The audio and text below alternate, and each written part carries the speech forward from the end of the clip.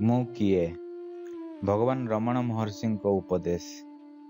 ମୁଁ କିଏ ଆତ୍ମ ଅନ୍ୱେଷଣ ସହିତ ଯୋଡ଼ି ହୋଇଥିବା ପ୍ରଶ୍ନ ଉତ୍ତରର ସଂଗ୍ରହ।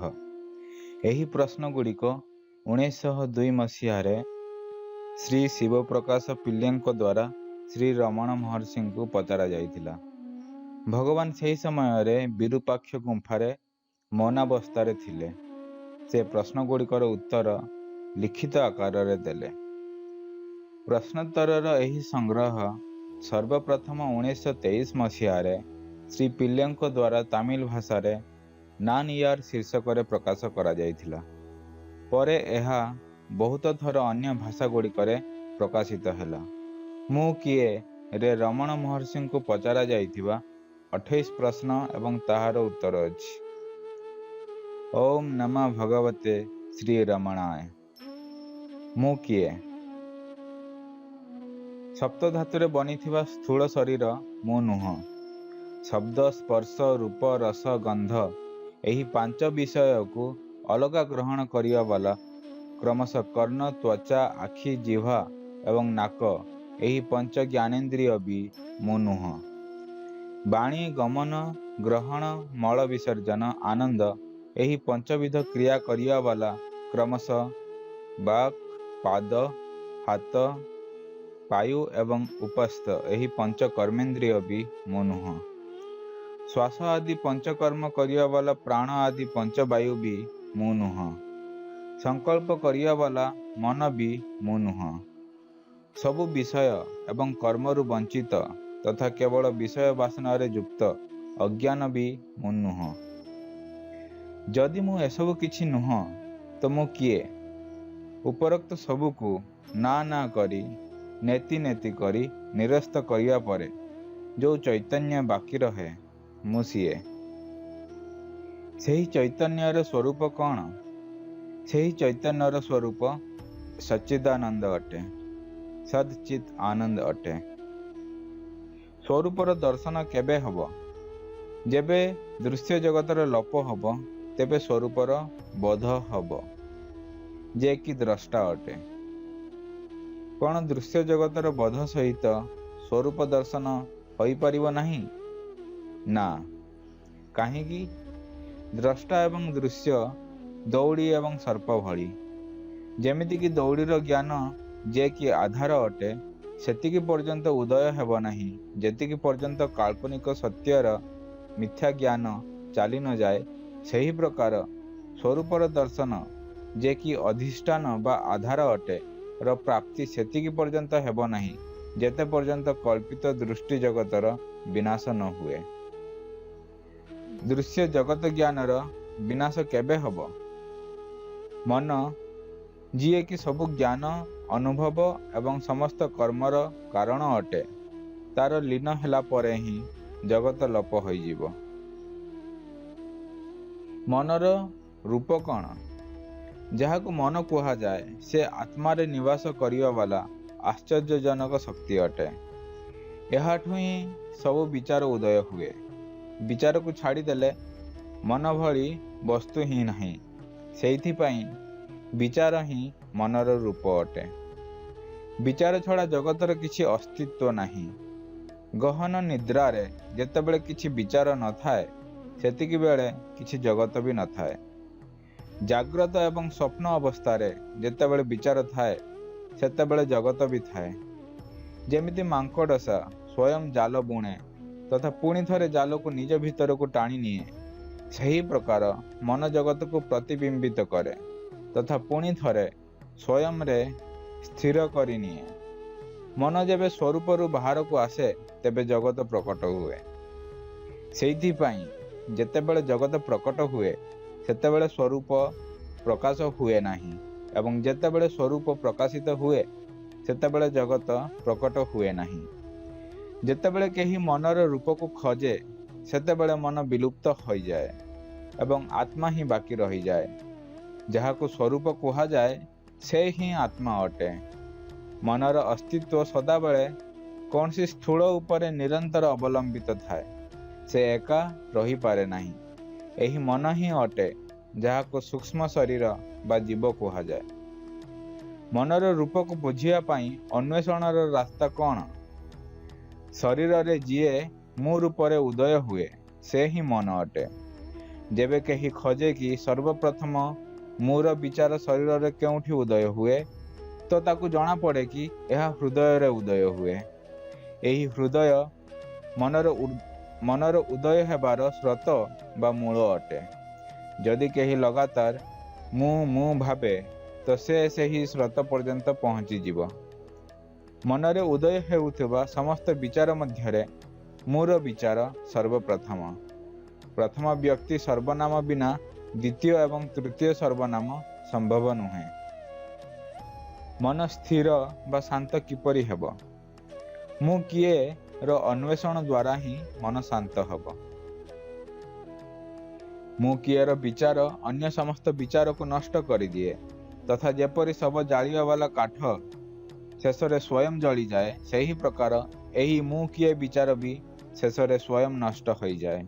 यह परे ही स्वरूप दर्शन हुए। मु किए विचार निरंतर बने रखिबार उपाय कौन? जेतेबेले अलग विचार उदय हुए सेतिकी बेले व्यक्ति को से सब ऊपर ध्यान देवा कथा नुह, अपितु अन्वेषण करिबा उचित कि से सब विचार कहा पई उदय हेउछि।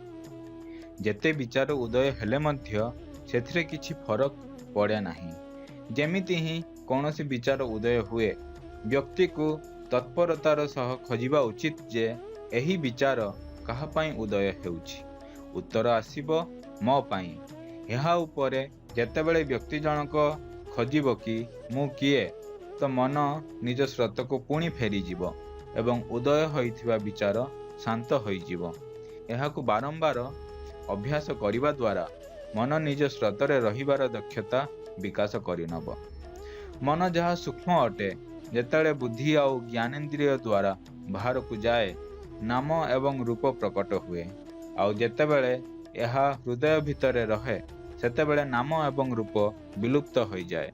मन को बाहर को जीवाकू अटकई हृदय रे स्थिर रखिबाकू अंतर्मुखी हेबा कुहा जाए।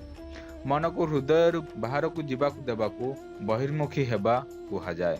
एही प्रकार मन जेतेबेले हृदय रे रहे तो मु जहाँ सबु विचारर मूल अटे लुप्त हो जाए एवं सबुबेले अस्तित्व रे थिबा स्वरूप प्रकाशित हुए। व्यक्ति किछि भी करुना काहींकि ताको सबुबेले बिना मु भाव बा बिना अहंकार रे कर्म करिबा उचित। जेतेबेले केही एही प्रकार कर्म करे सेतेबेले ता सम्मुखरे सबु किछि शिव स्वरूप रे प्रकाशित हबो। कोन मन निग्रह बा नियंत्रणर उपाय नहीं? आत्मविचार छाड़ी अन्य कौनसी उपाय उपयुक्त नुह। यदि अलग उपाय मन नियंत्रण प्रयास करा जाए तेबे लागिब कि मन नियंत्रण रे अछि, किंतु यह पुणी थरे प्रकट बा अनियंत्रित हो जाए। प्राणायाम द्वारा ही मन स्थिर हो जिवो, किंतु यह सेतिक पर्यंत नियंत्रण रहिबो जेतिक पर्यंत प्राण नियंत्रण रे अछि। एवं जेतेबेले श्वास आरंभ हेबो मन पुणी गतिशील हो जिवो तथा संचित वासना अनुरूप भटकिब। मन एवं प्राण दी जनकर स्रोत गोटिए ही अटे।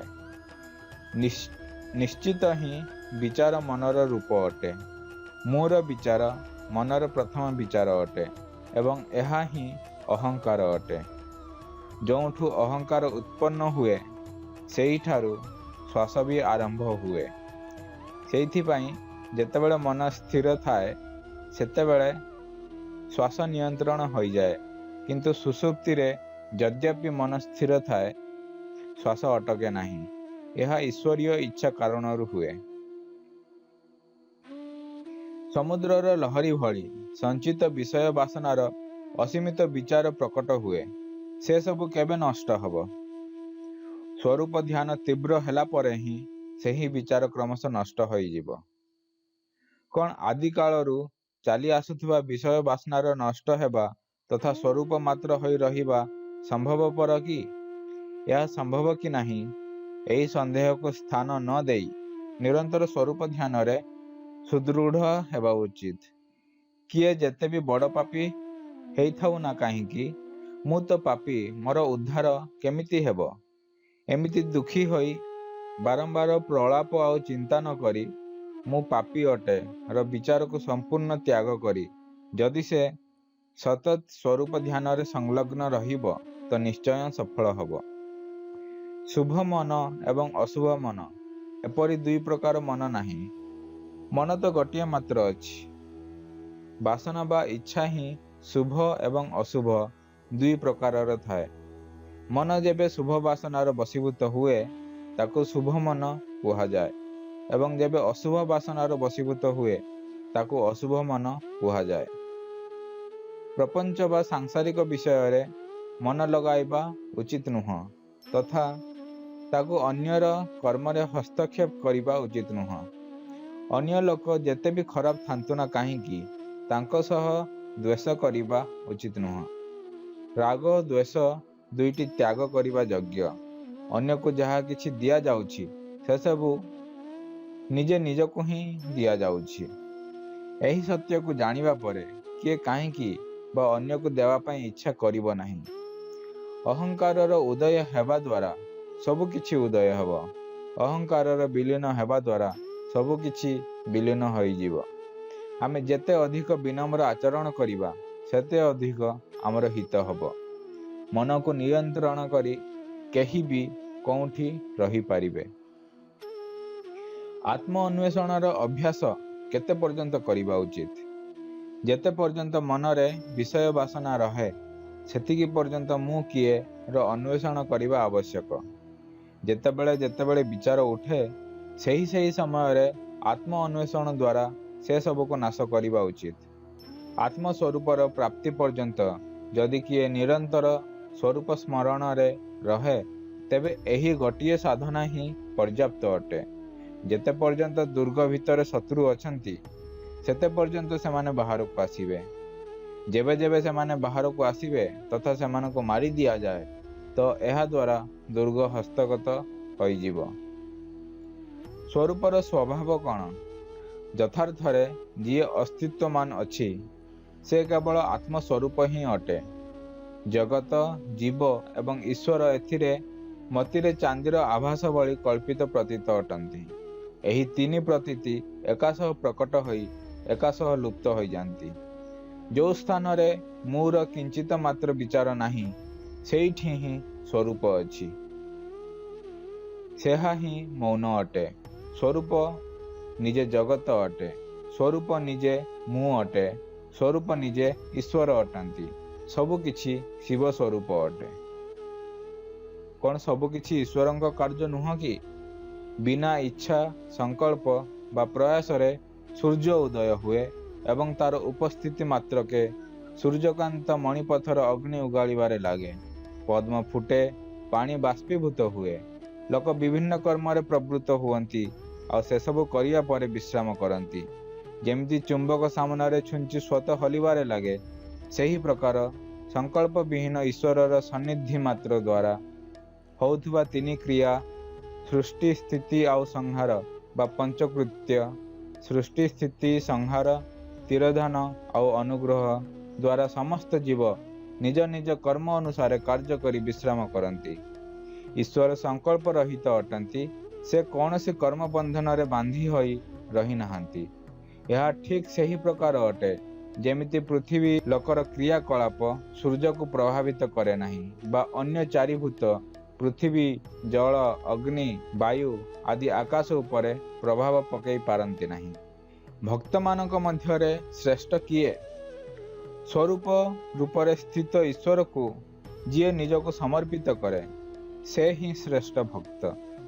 ଈଶ୍ୱରକୁ ସମର୍ପିତ କରିବାର ଅର୍ଥ ସବୁବେଳେ ଆତ୍ମାରେ ହିଁ ରହିବା ଆଉ ଆତ୍ମା ବ୍ୟତୀତ ଅନ୍ୟ କୌଣସି ବିଚାରକୁ ଉଦୟ ହେବା ପାଇଁ ନ ଦେବା। ଈଶ୍ୱରଙ୍କ ଉପରେ ଯାହା ଭାର ଫିଙ୍ଗାଯାଏ ସେ ତାକୁ ବହନ କରନ୍ତି।